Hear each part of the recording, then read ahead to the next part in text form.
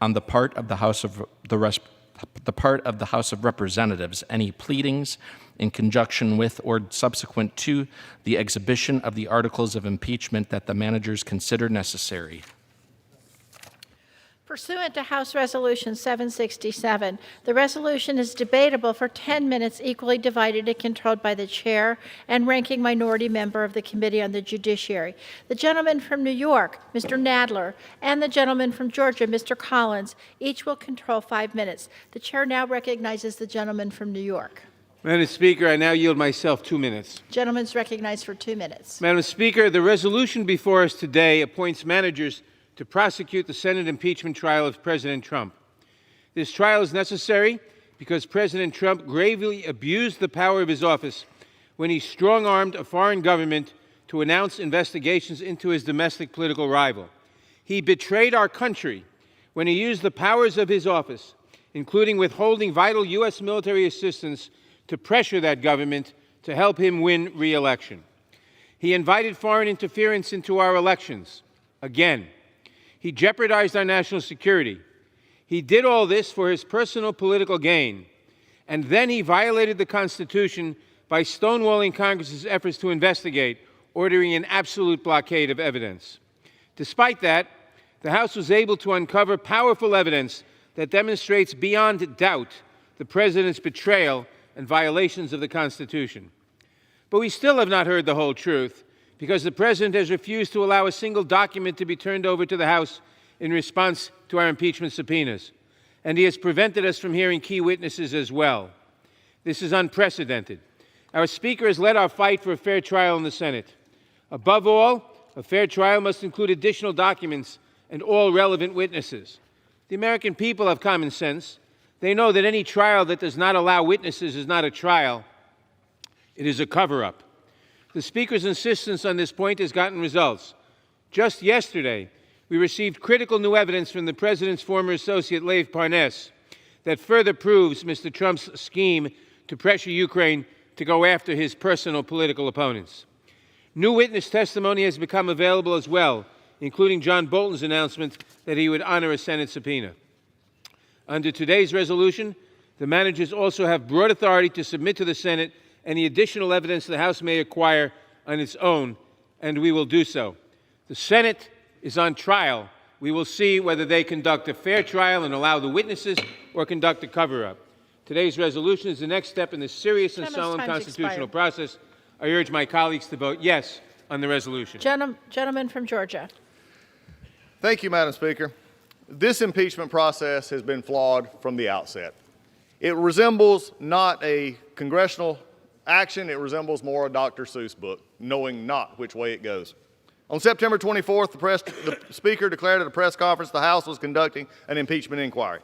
However, to the contrary, to the Speaker's decree that we were all of a sudden in impeachment inquiry, the House did not authorize the impeachment inquiry until October 31st by adopting H.R. 660. It is just said just a moment ago that the Speaker has been leading the fight for a fair trial in the Senate. I wish the Speaker had been leading for a fair hearing in the House instead of trashing our rules. For those 71 out of 78 days from the time it was announced at a press conference to the time we finished, the President was not permitted to participate in these meetings. Think about that, 71 days out of 78 in which we actually did something on impeachment. He was not presented the ability to cross-examine fact witnesses, present counter-arguments, no due process at all in those 71 days.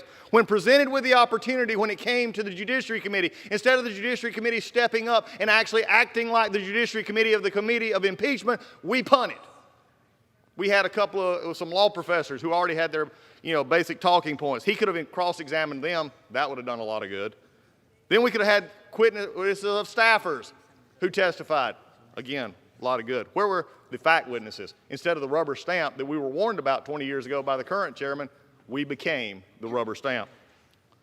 Democrats repeatedly violated House rules and blatantly abused the rules. They even wrote in H. 660, even to this day, we will pass this out in violation of H. 660.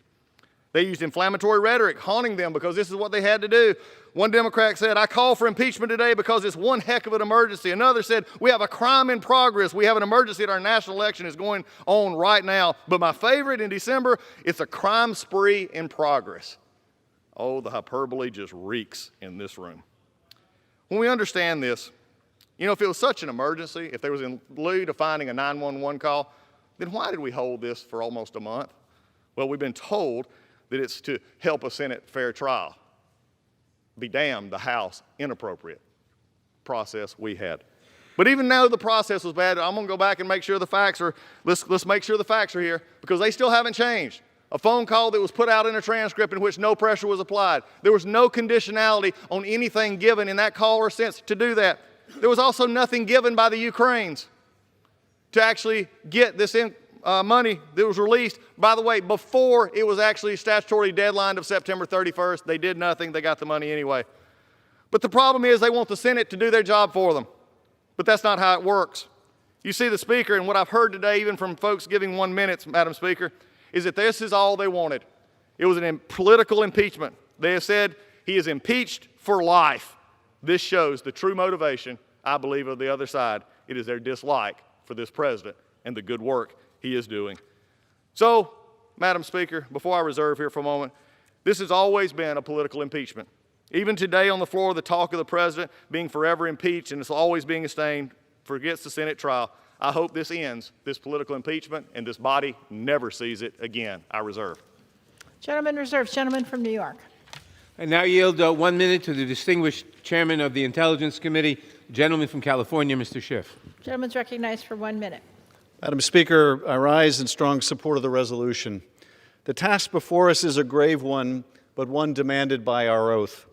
The impeachment inquiry undertaken by the House of Representatives found that President Donald J. Trump abused his power and sought to cover it up with an unprecedented campaign of obstruction. He withheld hundreds of millions of U.S. dollars in vital military aid to Ukraine, a close ally at war with Russia, and withheld a coveted White House meeting critical to the Ukrainian leader's international legitimacy until Ukraine would commit to help President Trump cheat in the next election. President Trump put his own personal interests above the national interests, above our national security, and if not stopped, he will do it again. For that reason, he was impeached, and for that reason, the House managers will take the case to the Senate and to the American people. Because the appropriate remedy, indeed the only remedy, is the conviction and removal from office of President Donald Trump. I yield back. Gentleman from Georgia. Thank you, Madam Speaker. At this time, I yield 1 minute to the gentleman from California, Mr. McCarthy. The gentleman's recognized. Thank you, Madam Speaker. Back when this national nightmare began, Speaker Pelosi laid bare her intentions and purely partisan agenda. She told her caucus that they needed to strike while the iron is hot. This was always an exercise in raw partisan politics. Contrary to the warnings of our founders, and over the last month, we saw the justification for running the fastest, thinnest, and weakest impeachment in American history crumble. Instead of sending the articles of impeachment to the Senate for trial, Speaker Pelosi held them hostage in a failed play to gain leverage that she did not and would never have. In terms of concessions, she got nothing. No control, no moral victories. In other words, another failed strategy. After a month of counterproductive and harmful delays, I have 3 questions for my friends on the other side of the aisle, the Democrats. What happened to impeachment being urgent? What happened to Congress being on the clock? What happened to saying the House would be derelict in our duty if we did not act immediately? These were all the assertions Democrats made over the past several months. I guess it turns out none of them are true. These delay tactics were self-serving, hypocritical, and discrediting. But they made an important admission. Some might even call it a concession. You proved a very big point. Democrats do not even believe their case was robust enough to win in a trial. Even the Speaker's allies admit the delays undermined their case. Some has gone as far as describing it as a failed strategy. These are those who are closest to her. Senator Feinstein the senior Democrat from our state of California and the hometown senator of the Speaker, said, "The longer it goes on, the less urgent it becomes." And Chairman Adam Smith, a confidant of the Speaker, said it was time to transmit the articles to the Senate. Before these statements were made last week, before the Senate Speaker relented, they are significant because they were public and they were honest. I'm disappointed these individuals did not have the courage to stand by their initial comments. If impeachment was truly as urgent as Democrats claimed, the majority should not have waited for the Speaker to choose a political convenient time. Anyone could have recognized this ploy would not work. The House and the Senate are different institutions, and at this point in time, controlled by different parties. As James Madison wrote in the Federalist Papers, the purpose of bicameralism is to guard against the dangers of encroachment and to stop toxic resolutions from taking effect. We saw separation of powers prevail against an abuse of power, just as the Constitution intends. The idea of withholding a sloppy impeachment case to force the Senate to change its rules is constitutionally and politically unheard of. Frankly, it's just ridiculous. In Article 1, Section 5, the Constitution clearly states, each House may determine the roles of its proceedings. It doesn't say the House may determine the roles of proceedings in the Senate. If anything, the Speaker's actions have only further persuaded members of the Senate that the evidence of impeachment was neither thorough nor satisfactory. But you know what? Let's be honest. This was never about persuasion. It was never about the rule of law. It was what Alexander Hamilton warned us, that one party would get control. And just because of the animosity, would demean the process of impeachment. And by selecting these particular batch of managers, the Speaker has further proven she's not interested in winning the minds, the hearts, or even following the Constitution. Let's take a look at the first three names Speaker Pelosi announced in her anticipated announcement earlier today. Chairman Schiff, a man who has already taken on the role of judge, jury, and fact witness throughout the entire House impeachment process. Chairman Nadler, someone who campaigned for the chairmanship of the Judiciary Committee that's responsible for impeachment beginning as far back as December 2017, before you were even in the majority, on the notion that he would be the best person to lead the charge on potential impeachment against the president. You see, you get a chairmanship by your conference voting for you. You campaign for it. You put your best ideas out there of why you should be the chairman. In 2017, that was the campaign. Congressman Hakeem Jeffries, a member who almost 2 years to this date voted in support of impeachment. You know, that was more than a year before the Ukraine call even took place. Those are just some of the managers. If you think about the members, there's people who were, on the day they were sworn in to this body, told those who supported him the greatest that they were going to impeach him. As I've said in the past, there is an issue with fairness. But instead of looking to the Senate, Speaker Pelosi should be looking within her own caucus. From the beginning, this investigation was marred by selective leaks to the media, a completely predetermined process. Yes, we've been through impeachment before, but it was much different. We believed in the rule of law back then, that we would face our accuser, that you could cross-examine, that the minority could actually ask for witnesses. The day that impeachment was asked to come forward, I sent a letter to the Speaker, laying out 10 items, none that were made up. You know what they were? The fair process we've always used in the past. The answer was no. Because they've been working on this for 2.5 years, they could not let fairness determine the outcome.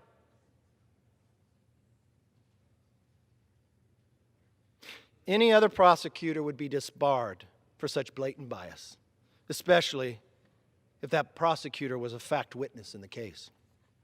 The reason for this impeachment is the same reason it's taken Democrats 30 days to send the articles to the Senate. Just spite. They wanted to stain the president's record without giving him a fair chance to clear his name. Last year, we saw House Democrats invert the burden of proof during their fair investigation.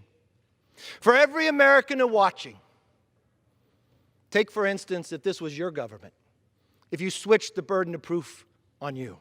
We have a congressman, Max Rose, characterized it this way, this new freshman of the majority. The president says he's innocent, so all we're saying is prove it. God forbid government accuses you of something as an average American to say you have to prove it. We just switched a fundamental belief as an American. But only in this house do we do that.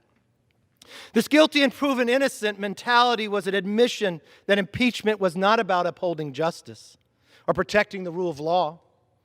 Now Democrats have invented an even more destructive standard. You're guilty because they say so. Our founders feared this day. Alexander Hamilton warned us of this day. I had hoped this day would not come. I would hope those who uphold the Constitution would believe in the rule of law instead of the spite of the dislike of an individual. Like the kangaroo courts on college campuses, or an accusation is enough for a conviction. Even as early as just last Sunday in an interview, Speaker Pelosi made that point very clear to all of us. Asked what a Senate acquittal would mean, she said it didn't matter. The president is impeached forever. Is that what this is all about? Just a personality. Just an abuse of power that you have within a house that we all feared this country would never do. You could almost see on the speaker's smile as she spoke about this new standard how incredibly solemn she was. Madam Speaker, when Americans look back on this sad saga, they will see a rigged process that forever damaged the remedy of impeachment. Speaker Pelosi got nothing from the Senate, but the American people got worse than nothing. They got stuck with the bill for a costly, never-ending investigation. The old saying that you get what you pay for does not apply here. Congress wasted time and millions of dollars on partisan impeachment. In return, taxpayers get nothing. Democrats' misaligned priorities have cost the people solutions that could have improved the quality of their life. There's no greater contrast than what we are doing right here today than what is happening at Pennsylvania Avenue. The president sitting down with another country of a leader and signing a trade agreement. Something people said we could never get done. To make this country stronger, to make America the next century ours. But what are we doing here? We are doing what this majority has worked their entire time for. Before they were even sworn in, they campaigned for the position of chairman. For this moment, for this time, for the millions of dollars that are spent, so they could say the president is impeached. That's a lofty history. Those are lofty goals that you now have authored more subpoenas than you created laws. But thank God we got a president in the White House that does not sit back. Yes, he got the United States, Mexico, Canada trade agreement, our top two traders. He's sitting with a trade agreement with China today. But think about how much stronger his hand would have been had that agreement taken place earlier when he got it. No, it was held. Why? Because we were impeaching. That's an amazing agenda, but you promised people you would do it. This is not a moment this body should be proud of. If as Speaker Pelosi likes to say, impeachment is a national civics lesson, let's use this blunder as a teachable moment. I'll make this promise to the American public, because the day will come that the majority will switch.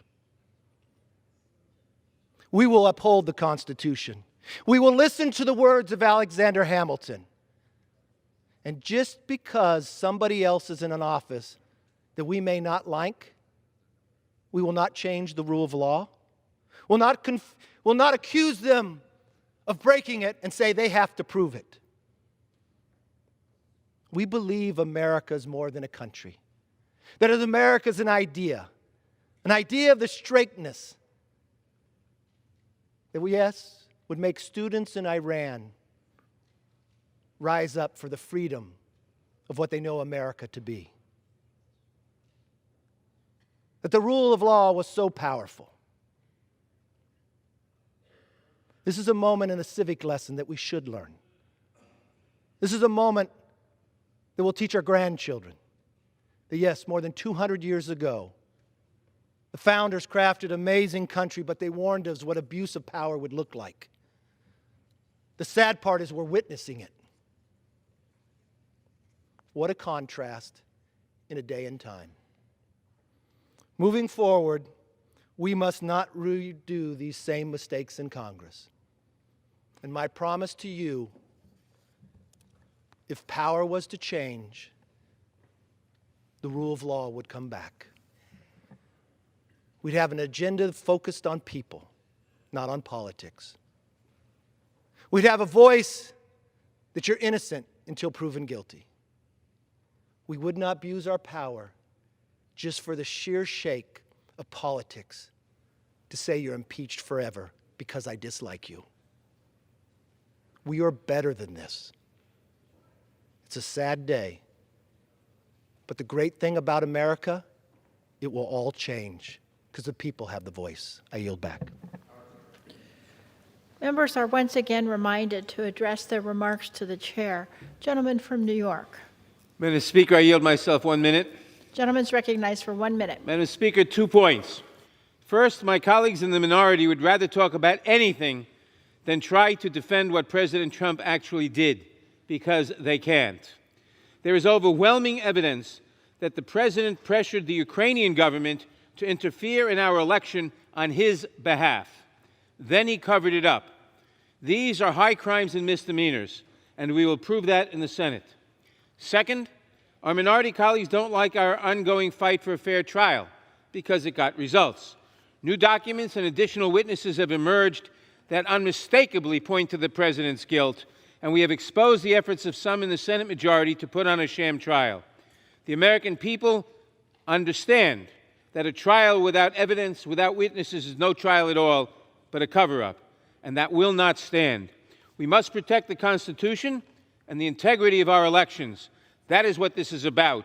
We must remove this President to protect our country.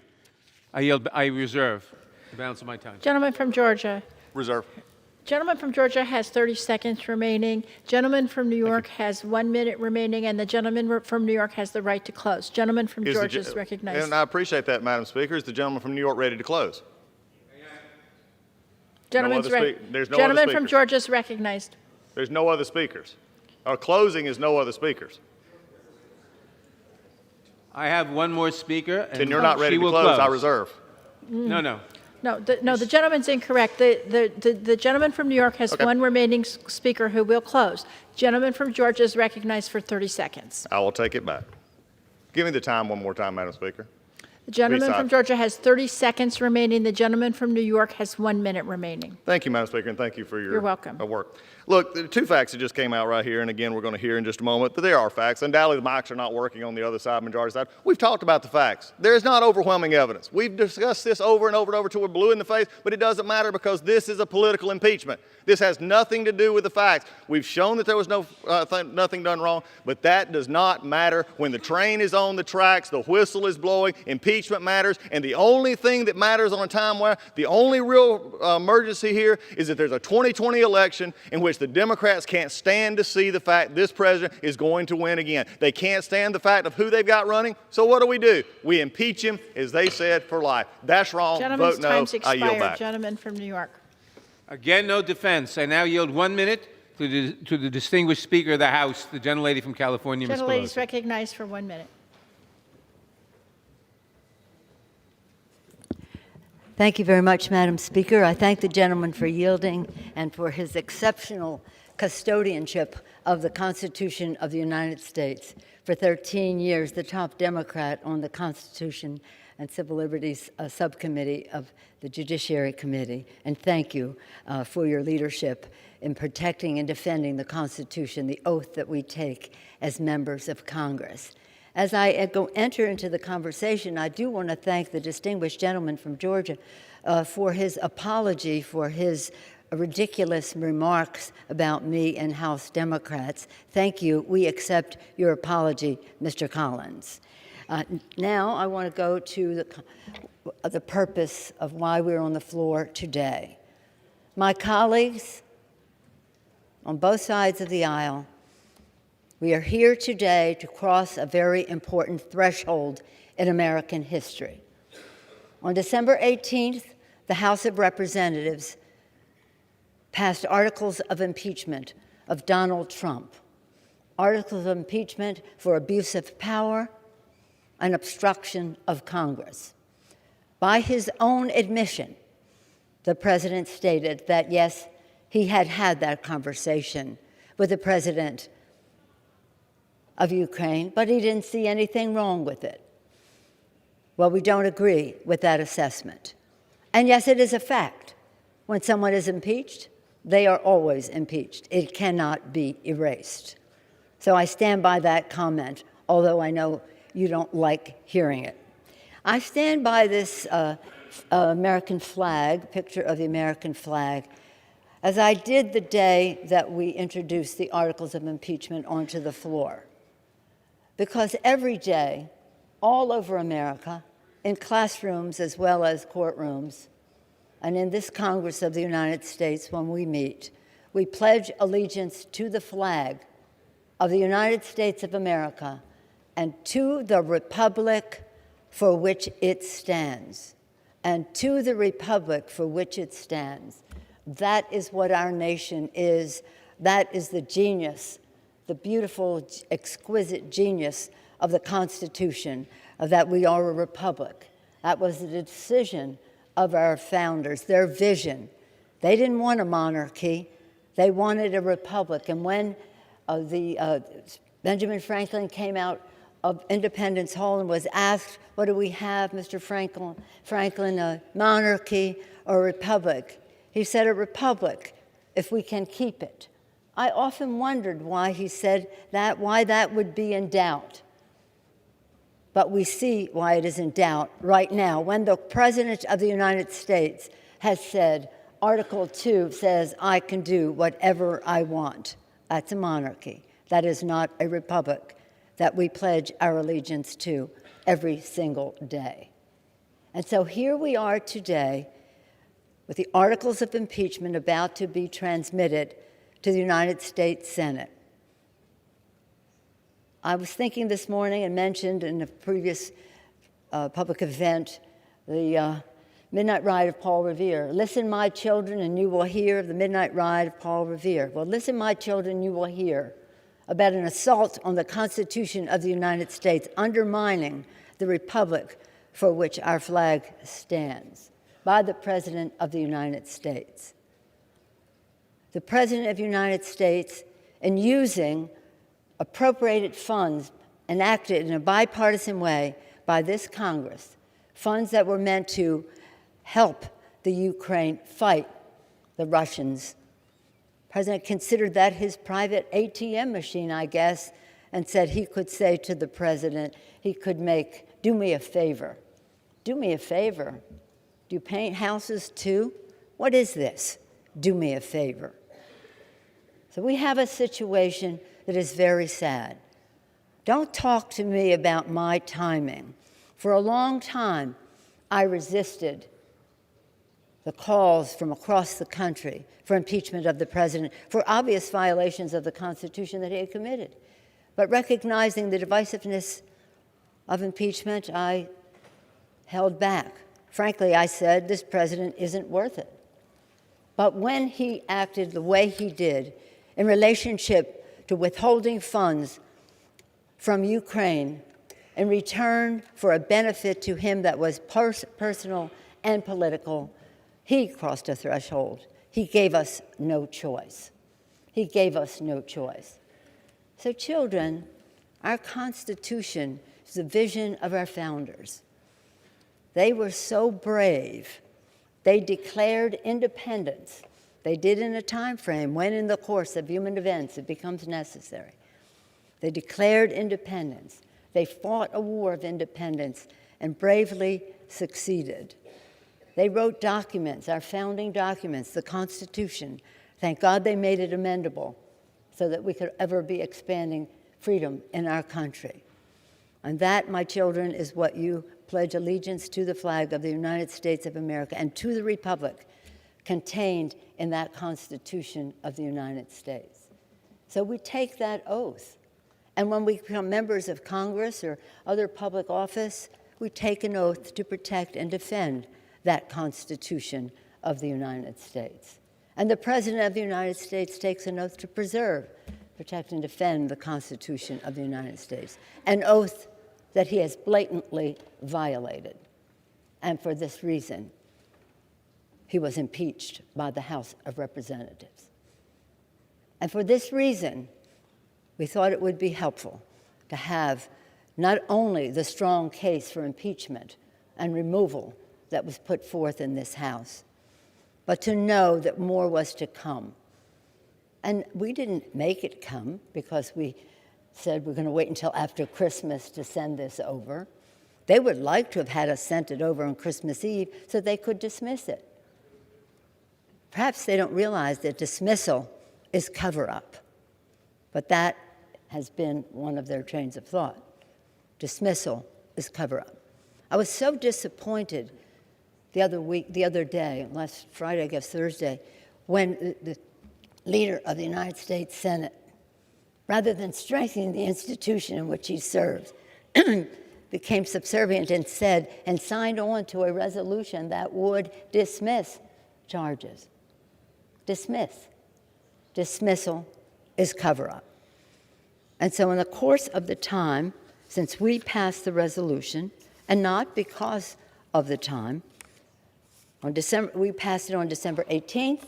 On December 20th, new emails show that 91 minutes after Trump's phone call with the Ukrainian president, a top Office of Management Budget Aid asked the Department of Defense to hold off on sending military aid to Ukraine.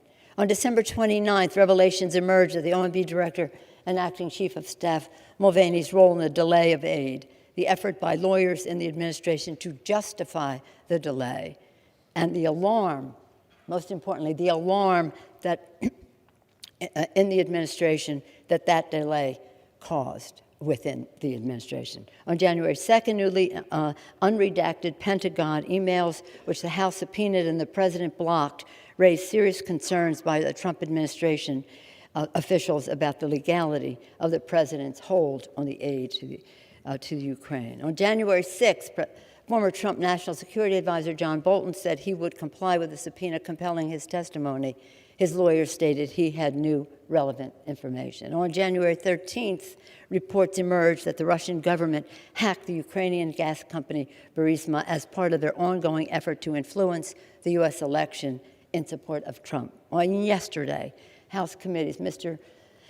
Nadler, Mr. Schiff, Mr. Engel, and Congresswoman Maloney, Madam Chair Maloney, released new evidence pursuant to a House subpoena from Lev Parnas, recently photographed with the Republican leader, an associate of Rudy Giuliani, that further proves that the president was the central player in the scheme to pressure Ukraine for his own benefit in the 2020 election.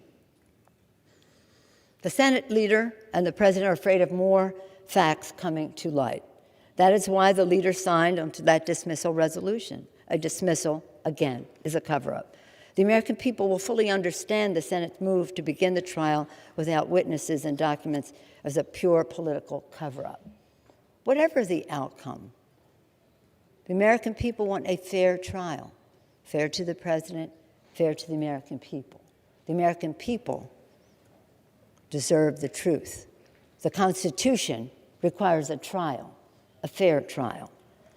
The GOP Senate The American people, okay, let me just make this briefer. The House is now moving forward with a vote to transmit the articles and appoint managers. As Speaker, I am proud to appoint outstanding American patriots to serve on the impeachment panel. Chairman Schiff, Chairman Nadler, Chairwoman Zoe Lofgren. This is her third impeachment as a staffer to a House Judiciary Committee member in the Nixon impeachment, as a member of the Judiciary Committee on the Clinton, and now as a House manager, Madam Chair. Madam Chair of our caucus, Hakeem Jeffries, a serious, respected litigator. Val Demings, a member of the police force of Orlando, and for 27 years, and for part of that time, the first woman and African-American police chief of Orlando. She knows her way around the courtroom. Jason Crow from Colorado, an Army Ranger, served our country in the military in Iraq and Afghanistan, and now in the Congress of the United States, and he too, a respected litigator. And Sylvia Garcia of Texas, a judge in a number of capacities in Texas, and a member of the Judiciary Committee. We're very honored that you have taken the responsibility, all of you, to bring the articles of impeachment over to the United States Senate with a case for the Constitution, a case for the Constitution. So back to the children, back to the children. We don't want this president or any president to ever violate the Constitution. It is very, very important that we see that that Constitution is central to who we are as a country. Our system of government, our Constitution, so valued, so respected, hopefully so honored by everyone who takes an oath of office to support and defend it. I mean, you see the Russians now hacking in Ukraine. It just came out yesterday or the day before. It just reminds me that I think most Americans would think that voters in America should decide who our president is, not Vladimir Putin in Russia deciding who our president is. I'm very concerned that in all of this, whether it's withholding funds for the Ukrainians, the Ukrainian government to fight the Russians, whether it's undermining our commitment to NATO, whether it's, again, making decisions of what happens in Syria vis-a-vis Turkey, favoring the Russians, that all roads lead to Russia. All roads lead to Putin. Well, some in the administration may think that's okay, I don't. But we do insist and wonder why this president and some in this Congress will not come to the defense of our electoral system by allowing that to happen, denying that it's happening, placing the blame elsewhere. This is as serious as it gets for any of us. Only the vote to declare war would be something more serious than this. We take it very seriously. It's not personal, it's not political, it's not partisan, it's patriotic. So again, I thank our distinguished managers for their courage, their dedication, for being willing to spend the time to do the job, to honor the oath that we take, and honor the pledge that our children take, allegiance to the flag and to the republic for which it stands. With that, I urge a yes vote and yield back the balance of my time. All time for debate has expired. Pursuant to House Resolution 767, the previous question is ordered. The question is on the adoption of the resolution. All in favor say aye. Aye. Opposed, no. The ayes have it. The resolution is adopted. Gentleman from Georgia. I ask for a recorded vote. Does the gentleman ask for the yeas and nays? Yeas and nays. Yeas and nays are requested. Those favoring a vote by the yeas and nays will rise. A sufficient number having risen, the yeas and nays are ordered.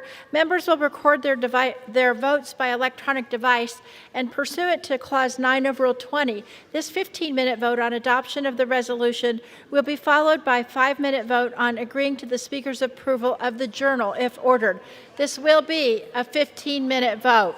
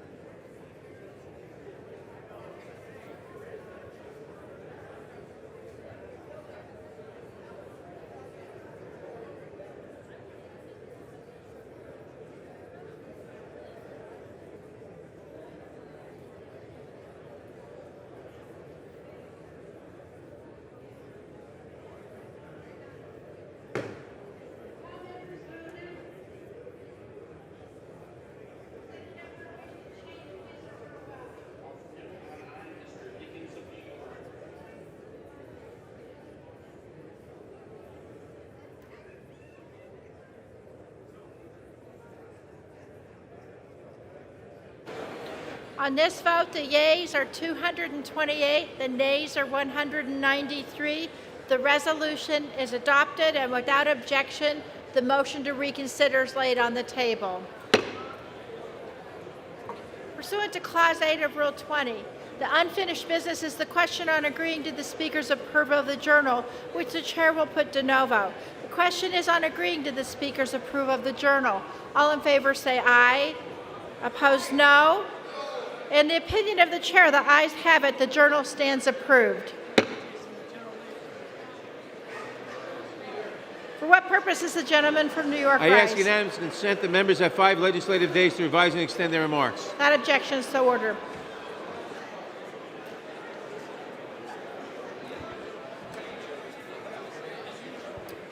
The Chair lays before the House a communication.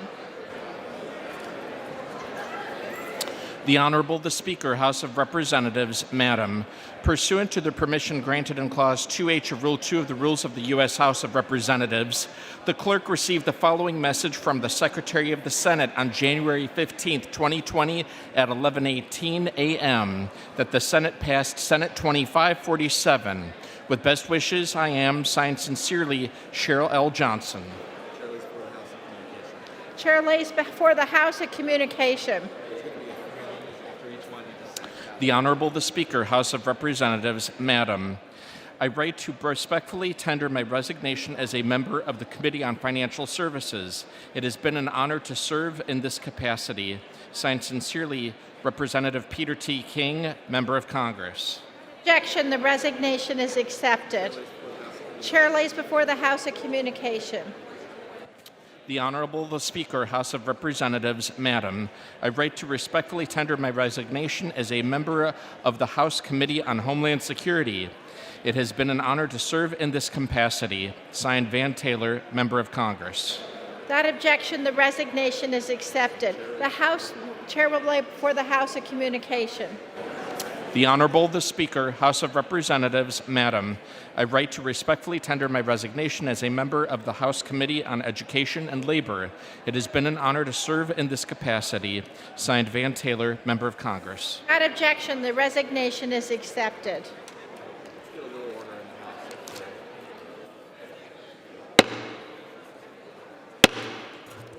The House will come to order.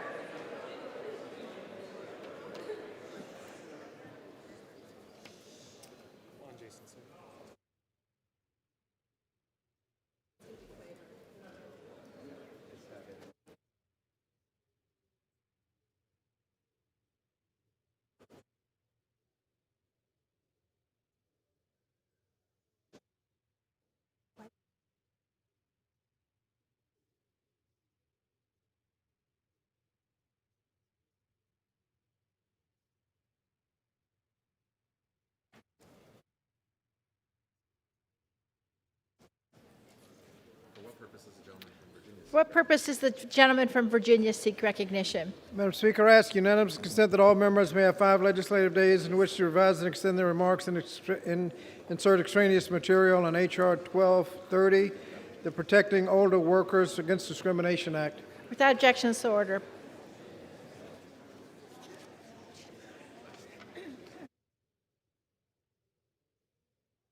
Pursuant to House Resolution 790 and Rule 18, the Chair declares the House and the Committee of the Whole House on the State of the Union for consideration of H.R. 1230. The Chair appoints the gentleman from Texas, Mr. Cuellar, to preside over the Committee of the Whole.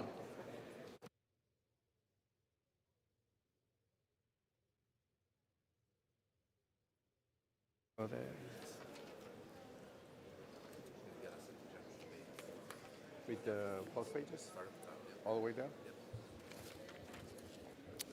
The House is in the Committee of the Whole House on the State of the Union for the consideration of H.R. 1230, which the clerk will report by title.